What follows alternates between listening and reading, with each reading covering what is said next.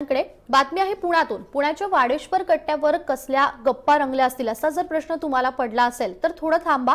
पुण्याच्या वाडेश्वर कट्ट्यावर चर्चा रंगली ती म्हणजे पुण्याच्या भावी खासदाराबाबत। आणि या चर्चेमध्ये संजय काकडे, मोहन जोशी, अंकुश काकडे, नीलम गोरे, बाबू वागसकर यांनी देखील सहभाग घेतला। त्यामुळे भावी खासदार कोण होणार याची उत्सुकता आणखीनच वाढलेली आहे। आणि या संदर्भात खासदारांची चर्चा केलेली आहे आमचे प्रतिनिधी सचिन जाधव यांनी।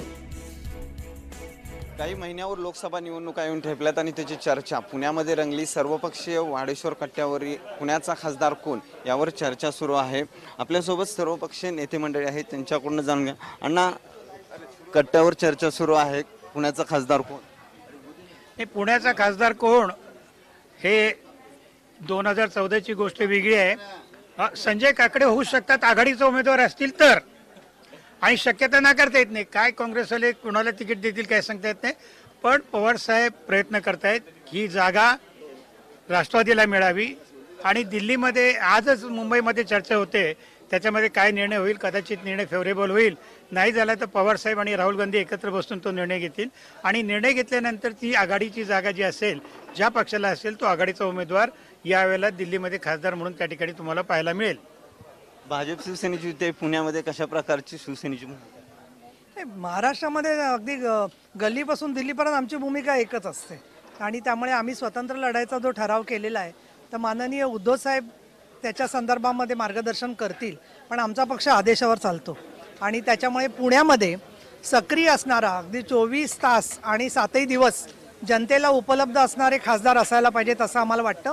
आणि शिवसेना जे ठरवेल त्या प्रकारे पुण्यामध्ये निर्णय झालेला असेल। त्यावर चर्चा खासदारकीची तुम्ही पण इच्छुक आहात?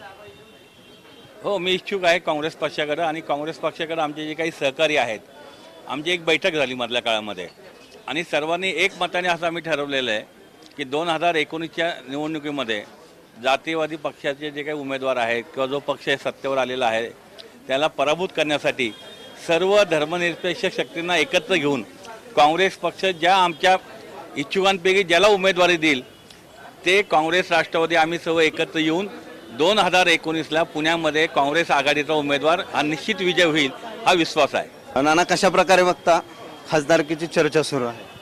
खासदारकी चर्चा सुरू आहे आणि मी इच्छुकच आहे भारतीय जनता पक्षाकडून। आणि मला असं वाटतं की मलाच तिकीट मिळेल 100%, कारण मेरिट माझ्याबरोबर आहे। आमच्याकडे बरेच 5-6 जण इच्छुक आहेत, परंतु येणाऱ्या म्हणजे आता मागच्या 2 वर्षापासून मी जे पुणे शहरासाठी काम केलं आहे, मग ते महानगरपालिका निवडणूक असू किंवा डेव्हलपमेंटचा विषय असू, नोटबंदीचा विषय असू किंवा कुठल्याही 24 तास पाण्याचा विषय असू, पुण्यासाठी मी निवडणूक लढवण्याचे त्या 2 वर्षापासून ठरवलं आहे। ती कामाची पावती म्हणून पक्ष मलाच तिकीट दिली याची मला खात्री, आणि मी निवडून पण येईल ही मला 100% खात्री आहे। नाना, काल तुम्ही तिथं अनुपस्थित होता, त्याची चर्चा खूप झाली। नाही, भारतीय जनता पक्षाचा मी सहयोगी सदस्य आहे। सहयोगी सदस्यांना बोलवलंच नव्हतं त्यांनी कुणाला। मुंबईमध्ये पण घटक पक्ष शिवसेनेला बोलवलं नव्हतं, महाराष्ट्र पुण्यातही मला बोलवलं नव्हतं, त्यामुळे मी जाण्याचा काही प्रश्न नाही। जर बोलवलं आणि निमंत्रण आलं असतं तर मी नक्कीच गेलो असतो। खरं पाहिलं तर चर्चा खूप खासदारकीची सुरू आहे। तुम्ही काँग्रेसमधून ही खासदारकी उभा राहणार त्याच्या?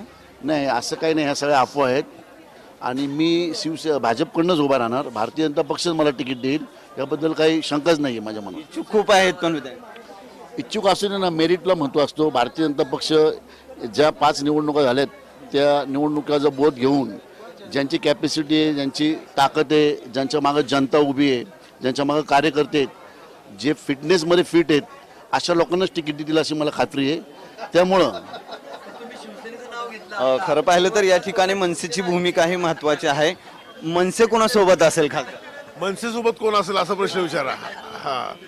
काय नाही, मोदी मुक्त भारत आपल्याला करायचा आहे आणि मोदींच्या विरोधात जे लोक आहेत, जे पक्ष आहेत, त्यांना आम्ही एकत्र येऊन निवडणूक लढलो। 2009ची निवडणूक लढलो, 14ची निवडणूक लढलो, 19ची निवडणूक लढत असताना आदरणीय राजसाहेब ठाकरे जे आदेश देतील आणि जे मोदींना मुक्त करण्यासाठी जे मोदीच्या विरोधी लोक राष्ट्रवादी सोबत जाणार, काँग्रेस राष्ट्रवादी आमच्या सोबत आले तर आम्ही घ्यायला तयार आहोत, आम्ही घ्यायला। परंतु आम्ही हे सांगतोय की मोदी मुक्त भारत आपल्याला करायचं आहे। मोदींच्या विरोधात जी लोक असतील त्यांच्या विरोधात आम्ही लढायला तयार। एक कविता छान एक वार तुम्ही याची विंदा करंदीकरांची दाखवली की हवा आणि त्याच्या ह्याच्यावरती काय? विंदा करंदीकरांचा जातक हे कविता संग्रह आहे, ज्याच्यामध्ये मी काही वेळेला असं वाचत असते मधून मधून परत एकदा जुन्या कविता, तर त्याच्यामध्ये जेव्हा एखादी गोष्ट गाजत असते ना, ते जरा समजून घे, असं या कवितेचं नाव आहे. आणि ही लाट आहे तोवरी खुशाल तू गाजून घे, गाजण्याला अर्थ कितीसा ते जरा समजून घे. ते आम्ही सगळेजण प्रसिद्धीच्या झोतात असतो तुमच्यामुळे, सगळ्यांमुळे. हे अशिक्षित रांगडे प्रश्न पुसती भाबडे, पुसतातही थोडे नसे ते जरा समजून घे. काही लोकांना राग येतो प्रश्न विचारले की, मग ते त्याचं बोलतात त्यांना.